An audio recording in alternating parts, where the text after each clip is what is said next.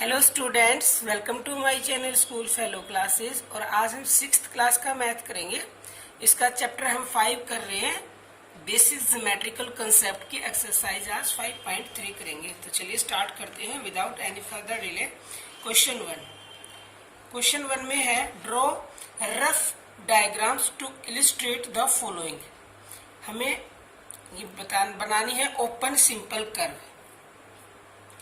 Open भी हो और वो सिंपल भी हो। तो देखो ओपन सिंपल कर्व आप ऐसे भी बना देंगे तो ये भी ओपन और सिंपल कर्व है। सिंपल और ओपन का क्या मतलब होता है कि कट ना हो, बीच में से जो कट हो जाती है वो फिर सिंपल नहीं रहती।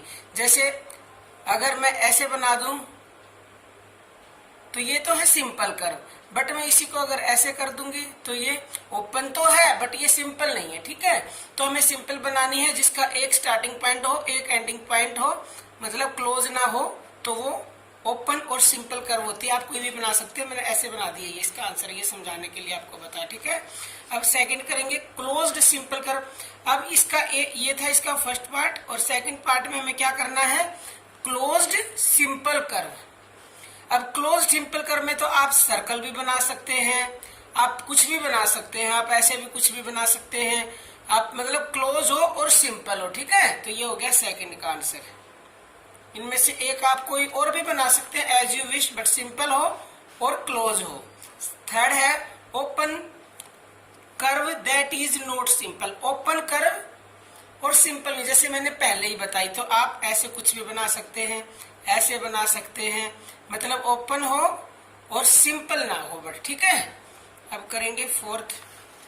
और भी कोई बना सकते हैं आप, जरूरी नहीं है जो मैंने से बनाई वही आप बनाए। ठीक है, close curve that is no. अब बनानी है हमें क्लोज कर्व, जैसे कि मैंने अभी बताया था कि यही है। अगर इसको मैं ऐसे मिला दूं, अगर मैं इसको ऐसे मिला दूं तो ये भी क्लोज है और सिंपल भी नहीं है। ठीक है, जो मतलब ऐसे कट हो जाती है वो सिंपल कर्व नहीं होती, और ये हमें क्लोज भी बनानी थी। तो ये हो गया फर्स्ट का आंसर। अब मतलब फर्स्ट क्वेश्चन के फोर्थ का आंसर। अब करेंगे second question. Consider the adjoining figure and answer the following question. देखो ये फर्स्ट में बताना है इज इट अ कर्व। क्या ये एक कर्व है? यस ये कर्व है, क्योंकि ये एक सिंपल कर्व है। ठीक है, सिंपल एंड क्लोज्ड कर्व है ये। ठीक है, तो ये यस ये कर्व है। सेकंड में है is it a closed curve. Yes ये क्लोज्ड भी है। और is it a polygon. Yes ये पॉलीगन भी है। क्यों? क्योंकि पॉलीगन जो होता है वो लाइन सेगमेंट की हेल्प से बनता है, और ये सभी लाइन सेगमेंट है। तो yes it is a polygon. ये इसके मैंने आंसर यही लिख दिए। थर्ड क्वेश्चन करेंगे draw a rough sketch of A triangle ABC. पहले एक क्वेश्चन में बोला है पहले एक एबीसी एक ट्राइंगल ड्रॉ करो। कर लिया हमने ए बी सी। अब बोला गया है mark P in its interior. अब बोला है एक पी पॉइंट इसके इंटीरियर में मार्क करो। कर लिया। And a point Q in in its exterior. और क्यू पॉइंट कहीं भी इधर इधर इधर कहीं भी आप बना सकते हैं। ये मैंने क्यू पॉइंट एक मार्क कर दिया है। एक्सटीरियर मतलब ट्रायंगल के बाहर, and interior it means triangle के जो अंदर की साइड होती है उसको बोलते हैं इंटीरियर। एंड आगे क्या बोला है क्वेश्चन में, is the point A in its exterior और इन इट्स इंटीरियर। ये जो ए जो पॉइंट है, ये ए बी सी ये 3 पॉइंट है। जो ये बोला कि जो ए पॉइंट है इनसे तो हमें खैर कोई मतलब नहीं, क्वेश्चन में ए पूछा गया। जो ए पॉइंट है ये क्या ट्रायंगल के एक्सटीरियर में है या इंटीरियर में है? अब आप सोच रहे होंगे ये तो इसके अंदर है, अंदर नहीं है, ये एंगल ए बी सी है ना, तो ये किस पे हो गया? ऐसे लिखना आप, ये एक पूरा इसके ऊपर है। The point A is neither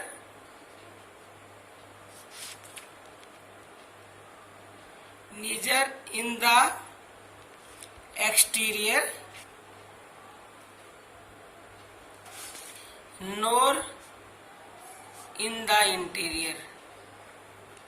ना ही तो ये इंटीरियर में है ना ही एक्सटीरियर में है। ट्रायंगल के ट्रायंगल कौन सा था? ये ए बी सी। ये तो है इट इज, ये तो ऊपर है, it is on the triangle TRIA, जो ट्रायंगल पूरा है ना ABC इसके ऊपर है ये, ठीक है, ABC, क्योंकि यहाँ से स्टार्ट करेंगे तो ABC, ये ट्रायंगल क्या हुआ है ABC ट्रायंगल के ऊपर है ये, ठीक है। अब करेंगे हम question 4। Draw a rough sketch of a quadrilateral PQRS, draw its diagonal, name them.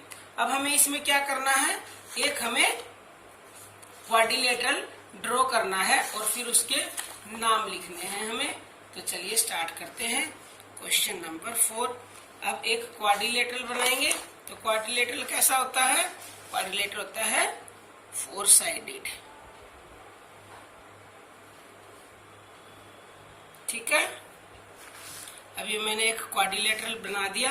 अब इसके हमें क्या देने हैं, P, Q और R और S। इसका आगे क्या बोला गया है, इसके डायगोनल्स बनाने हैं। डायगोनल्स क्या होते हैं, डायगोनल्स होते हैं ये अपोजिट के जो इनको मिलाते हैं, ये हो गया इसका डायगोनल। और बीच में हम इसको नाम दे देते हैं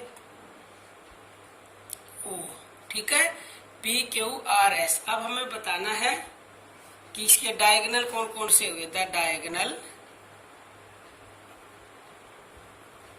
डायगोनल्स P, R और Q और S, ठीक है, ये हुए इसके डायगोनल।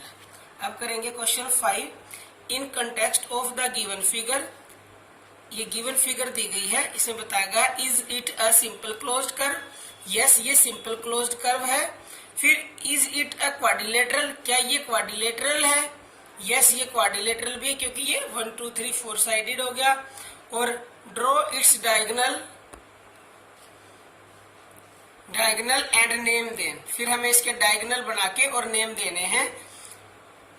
2 के तो हो गए, यस, और हमें थर्ड का बताना है। देखो मैंने ड्रॉ कर भी रखे हैं, ये इसका डायगोनल। हमें क्या बनाना है, एक इंटीरियर और एक एक्सटीरियर। तो 2 जब बनाएंगे तो इंटीरियर तो ये बनेगा A से लेके C तक, और ये जो एक्सटीरियर हम बनाएंगे ये बनेगा इसके बाहर। एक्सटीरियर मतलब इसके क्वाड्रिलेटरल के बाहर। तो ये हो गया B और D पे, ठीक है। अब हमें इसके नेम भी देने हैं। तो नेम में क्या लिखेंगे, लिख दो, ऐसे लिख दो। देखो क्वेश्चन 5 का थर्ड, फर्स्ट सेकंड के आंसर मैंने उसी में लिख दिए हैं। इट्स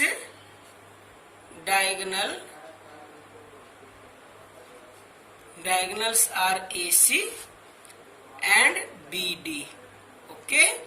अब करेंगे 4th में बताना है कि डायगोनल लाइन कौन सा डायगोनल इसके अंदर है और कौन सा मतलब एक्सटीरियर बाहर है। तो AC is in interior and BD is in exterior of the quadrilateral ABCD, ठीक है, आप लिख देना। अब करेंगे question 6। Draw a rough sketch of quadrilateral KLMN, state 2 pairs of opposite sides. 2 pairs of opposite sides. अब इसकी अपोजिट साइड्स देखो, ये KL एक है, तो इसकी अपोजिट क्या होगी, इसकी अपोजिट होगी N और M। तो क्या लिखेंगे, KL, और इसकी क्या है अपोजिट, KL एंड N और M। और दूसरी कौन सी है, K और ये N है, और इसकी L और M, एंड M और N, ठीक है। अब सेकंड पार्ट में बताना है 2 पेयर्स ऑफ ऑपोजिट एंगल्स। अब ऑपोजिट एंगल बताने हैं। देखो ये एंगल है एक K और इसके अपोजिट है M, और ये है N, N के अपोजिट है L। तो क्या लिखेंगे, एंगल K और एंगल M अपोजिट है, एंड एंगल N अपोजिट है एंगल L के, ठीक है। 2 पेयर्स ऑफ एडजेसेंट साइड्स बताना है। तो K और L साथ हैं, फिर L और M साथ हैं, जो साथ है ना वो बतानी है। फिर L और M, फिर M और N, और फिर N और K, ये है एडजेसेंट साइड, ये इसके साथ है, ये इसके साथ है, ये इसके साथ है और ये इसके साथ है। अब फोर्थ में बताना two pairs of adjacent angle. Adjacent angle कौन, ये इसके साथ है, एंगल के, एंगल एल, एंगल एल और एंगल एम, के एल और एल और एम, और भी लिख सकते हो बीच में के एल और एल और एम, ठीक है, क्योंकि ये इसी साथ में हुआ ना ये इसके। तो ये होगी complete exercise. Thank you and thanks for watching.